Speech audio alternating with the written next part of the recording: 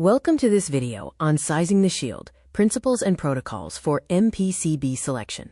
We will focus on engineering motor survival through precision calculation, not estimation, using the Motor Protection Circuit Breaker, or MPCB. Understanding the hazard profile is crucial. Motors face three main threats: thermal overload, caused by sustained high current; short circuit, an instant surge causing catastrophic damage; and phase failure, a loss or imbalance leading to single-phasing damage.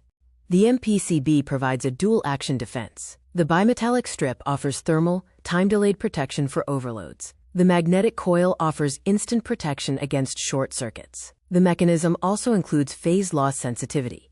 Protocol Step 1 is to determine the full load current, or FLC. It is imperative to calculate the FLC based on the motor's nameplate or standards, using the formula P divided by the square root of 3 times V, efficiency, and PF. Do not guess. Protocol Step 2 involves selection and calibration. Select a breaker where the adjustable range covers 115% to 125% of the calculated FLC. Then, set the adjustable dial strictly to 100% of the motor's FLC. Setting it higher risks motor burnout. Protocol Step 3 addresses short circuit interrupting capacity, or SCIC.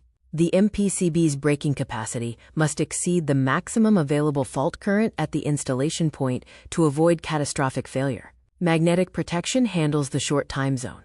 As a case study, let's simulate an 11 kilowatts motor. By applying the FLC formula using the given inputs, we calculate the FLC to be approximately 19.7 amps. The execution involves selecting an MPCB range covering approximately 24 amps, and setting the dial to 19.7 amps. System coordination and selectivity aim for Type 2 coordination, ensuring a damage-free restart after a short circuit. The selectivity principle requires downstream devices, like the MPCB, to trip before upstream devices.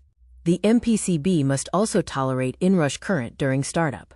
Be aware of critical failure modes. Errors include setting the dial above FLC, ignoring ambient temperature, overlooking the SCIC, and mismatching the trip class. These can lead to motor burnout, inaccurate tripping, breaker destruction, or nuisance tripping. The sizing checklist summarizes the key steps. Calculate the FLC, select a suitable hardware range, verify the braking capacity, calibrate the dial to 100% of FLC, and coordinate selectivity with other devices.